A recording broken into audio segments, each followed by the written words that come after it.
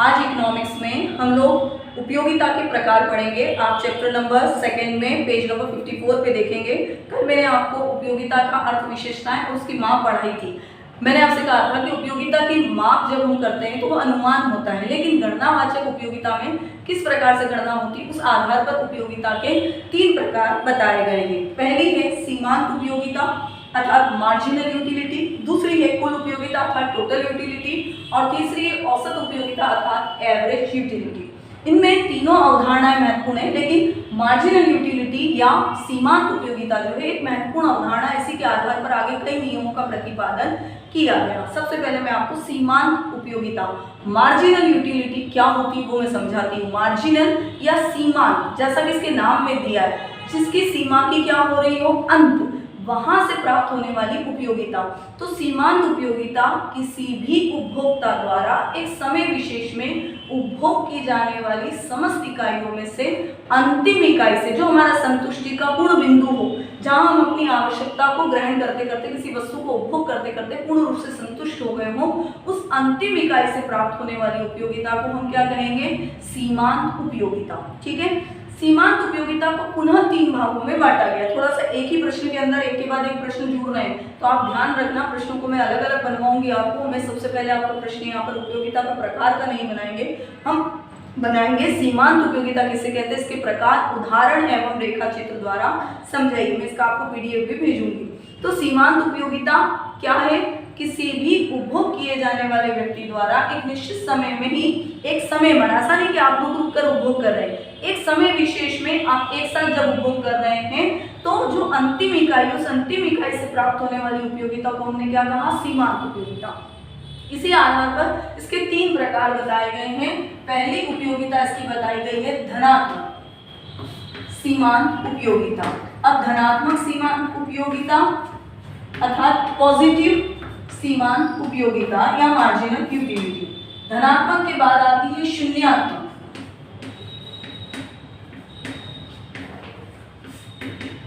शून्यात्मक मतलब जहां कोई उपयोगिता नहीं है, और तीसरी आती है ऋणात्मक सीमांत उपयोगिता।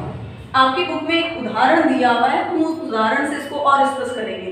पहले मैं शाब्दिक रूप में समझा दूं आपको। धनात्मक सीमांत उपयोगिता, जब कोई व्यक्ति एक समय विशेष में किसी वस्तु का उपभोग करता है तो एक के बाद दूसरी इकाई, दूसरी के बाद तीसरी इकाई, एक क्रम में वो उपभोग जारी रखता है। जब तक वो उपभोग करे और उसे उपभोग करने से कुछ न कुछ उपयोगिता ग्रहण हो रही हो, कुछ न कुछ संतुष्टि प्राप्त हो रही हो, तब तक कौन सी उपयोगिता रहेगी, धनात्मक।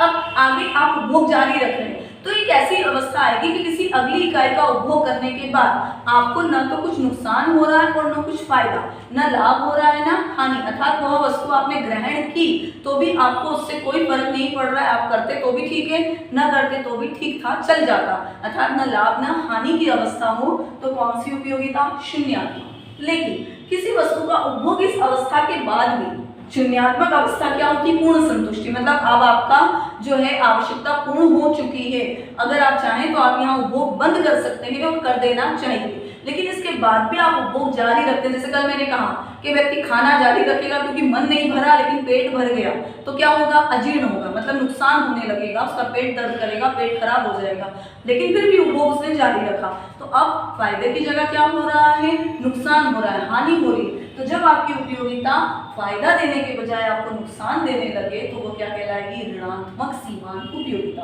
इसे बुक में एक उदाहरण दिया हुआ है कि यदि एक टेबल दी हुई है आपको तालिका, उस तालिका को आप देखें, तालिका में दिया हुआ है कि एक व्यक्ति यदि केलों का उपभोग जारी रखता है, उसने पहला उपभोग किया केला, पहला केला खाया, तो एक इन्होंने अंदाजन, अनुमान मैंने बताया कि उपयोगिता का लगाते हैं कि एक अनुमान लगाया कि उसे 50 पैसे के बराबर संतुष्टि मिली, इसलिए वो पहले केला जब खरीदने जाएगा बाजार में तो उसके लिए कितना चुकाने को तैयार है, 50 पैसा भी चुकाने को तैयार है।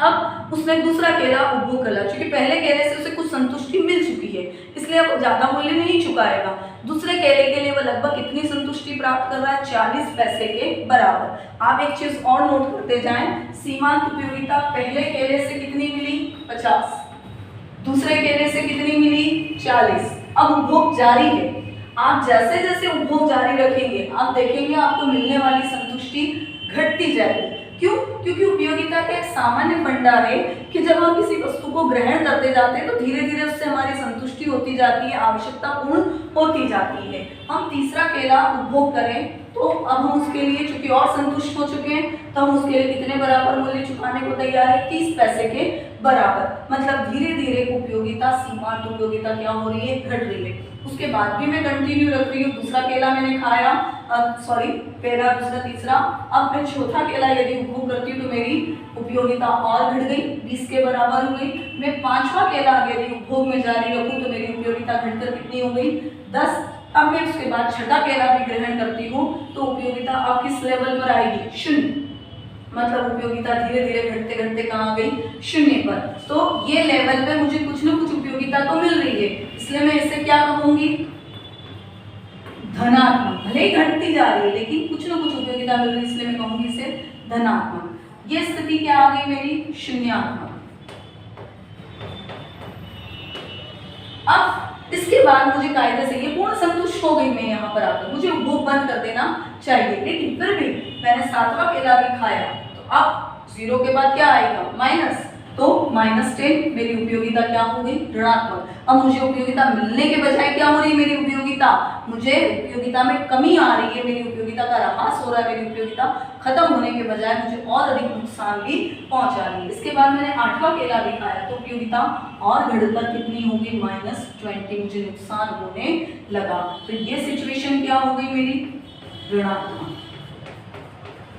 ये टेबल आपको बुक में दी हुई है जिसे आपको अपनी कॉपी में भी नोट करना है। अर्थ समझाते समय इसके सीमांत उपयोगिता के प्रकार समझाते समय धनात्मक उपयोगिता, शून्यात्मक और ऋणात्मक। अब इसी को हम रेखा चित्र के माध्यम से भी समझाएंगे।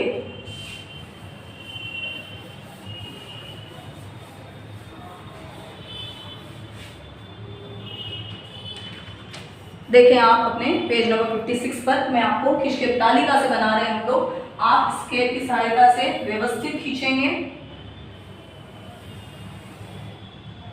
पॉइंट चेक, अपने इकोनॉमिक्स में लास्ट ईयर ग्राफ के बनाए हैं सवाल, पॉइंट कैसे लेना है वो आपको मैंने सिखा रखा है। एक जैसे इस तरफ भी और इस तरफ भी नाप कर लेंगे अपन। मैं पॉइंट बनाती हूँ। कुल कितने केले हैं मेरे पास? 8। 1 2 3 4 5 6 7 8। इस अक्ष को मैं नाम दे दूंगी वो x। वो एक अक्ष पर मैंने क्या दर्शाई? केले की संख्या। मतलब उपभोग की जाने वाली वस्तु की इकाई हम इधर दिखा रहे हैं। अब प्राप्त होने वाली उपयोगिता y अक्ष पर दिखाएंगे। ये y प्लस है और ये y माइनस। आपने ग्राफ बना रखे हैं, आपको अच्छे से मालूम है। 2 अक्ष पॉजिटिव होते हैं और 2 अक्ष नेगेटिव। ठीक है, यहाँ पर हम डालें 10 20 30 40 50।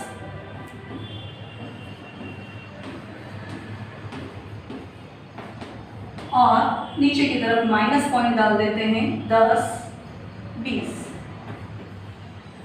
आप बकायदा स्केल से एक समानता के माप करके लेंगे। इधर केलों की संख्या 1 2 3 4 5 6 7 और 8। अब एक एक पॉइंट को नोट करें तालिका से। पहला केला जब उपभोग करा तो आपको मिलने वाली उपयोगिता कितनी थी? 50। आप स्केल की सहायता से पहले पॉइंट बना लें।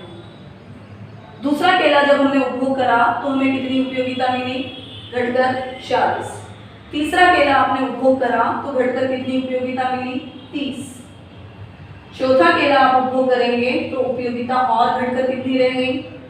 20। इधर से और इधर से आप लाइन मिलाते जाएंगे। मेरे पास स्केल की सुविधा नहीं है अभी, लेकिन आप मिलाएंगे तो ये सीधे पॉइंट एक सीध में आएंगे। पांचवें केले का उपभोग करने पर उपयोगिता कितनी मिली? 10। छठे केले पर 0 के बराबर है, ये पूर्ण संतुष्टि हो गई। सातवें केले पर हम नेगेटिव पॉइंट की तरफ आ जाएंगे। नीचे घटकर कितनी मिली उपयोगिता? -10। आठवें केले पर कितनी मिल रही है? -20। फिर आप स्केल की सहायता से इन सभी बिंदुओं को एक लाइन में मिलाते जाएंगे। आप स्केल की सहायता से जब खींचेंगे तो ये सारे पॉइंट एक ही लेवल में आएंगे। अब आप इसे शो करें। ये जो पॉइंट है ये कौन सी उपयोगिता का है? धनात्मक सीमांत उपयोगिता। ये पूर्ण संतुष्टि बिंदु है। यहाँ शून्यात्मक सीमांत उपयोगिता आप पूरा लिख देंगे। और ये पॉइंट कौन सा है आपका? ऋणात्मक। यहाँ चीज पर आप डेरा बनाकर एक चीज और दिखाएं बोले, पूर्ण संतुष्टि बिंदु।